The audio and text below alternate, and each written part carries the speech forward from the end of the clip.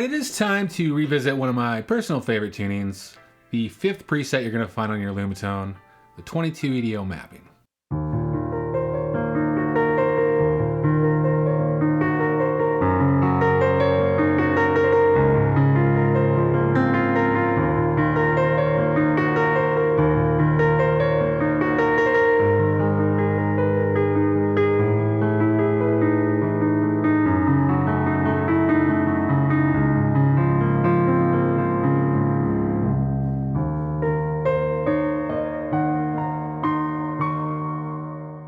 This is a super distinct tuning that offers some unique vibes, so let's check out some harmonies and chords that we didn't take a look at in the first video.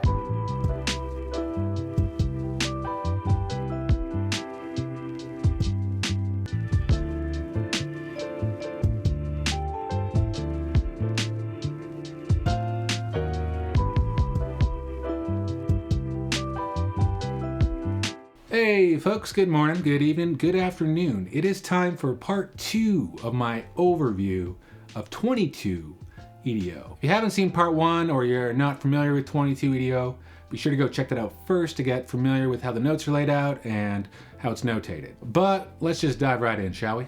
So when we split the octave up equally by 22 notes, a whole step here can now have 4 tones, which don't really sit the same way as other quarter tone tunings like 24 EDO. Okay, so we've got the quarter tone, the semitone, which sits wider than 12 EDO's semitone, and from there we've got the neutral tone and the whole tone.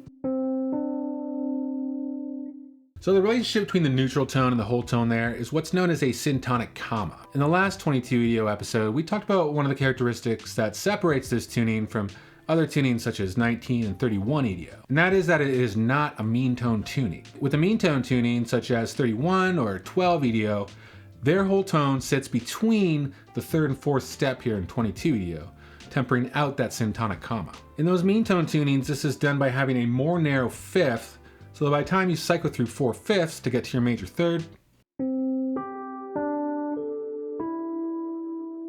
you get yourself a major third. But since 22 EDO is not a mean tone tuning, the fifth remains wide, so stacking those same fifths gets you here. You get a sharp third that feels more like a super major.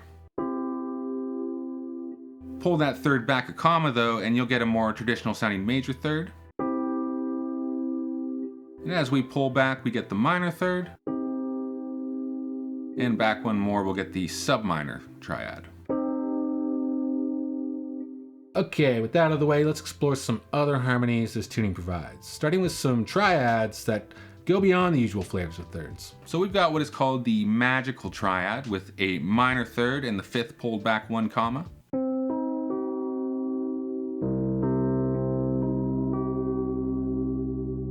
Nice ominous vibes there. We've got the tiny triad with the sub-minor third and a diminished fifth.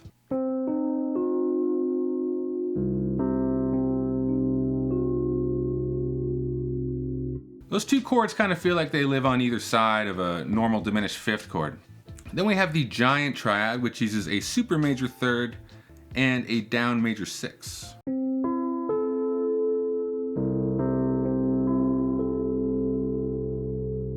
Which really rubs, but it has a home somewhere for sure. Things start feeling pretty idiosyncratic pretty quick, but let's now take a look at some of the tetrads that we could play around with. So we've got our usual major 7th chord, but we could also do a super 7th using the super major third and raise that 7th up a comma.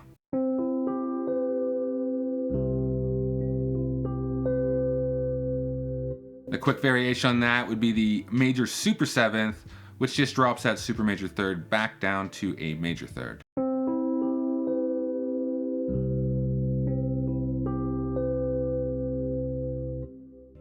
Of course, there's the minor 7th chord.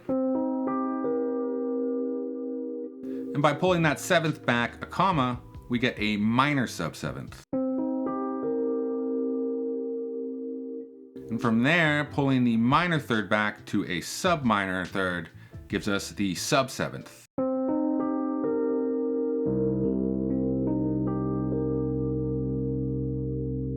And quickly switch things up by simply moving that sub minor third to a major third to give us Jesus' favorite chord, the harmonic 7.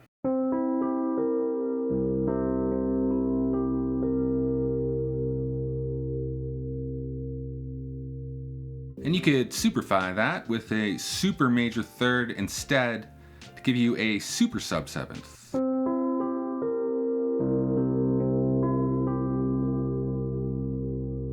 We could take a couple of those triads from before and expand on them. The tiny 7th uses the tiny triad with an up minor 6 added.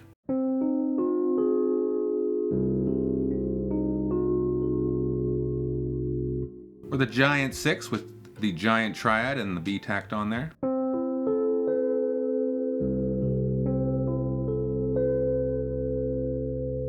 And while we're playing 6, here's one of my favorites, just the simple harmonic minor 6.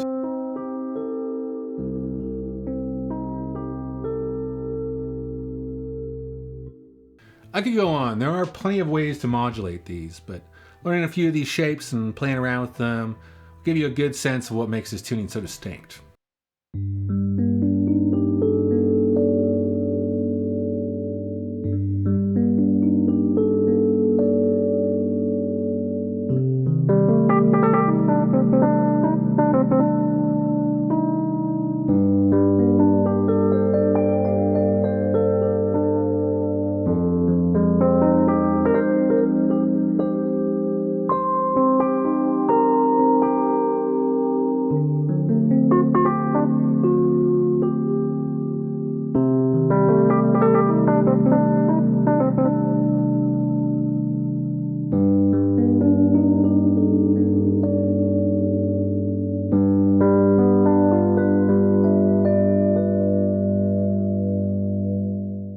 And so that's going to tie up my second look at this tuning, but I will be coming back a third time. There's just something really special with how these notes sit to me. If you wanted to, it can force you down some new musical landscapes that you may not normally travel down. But that's it for now. Thanks as always to you, and to you as well, for watching.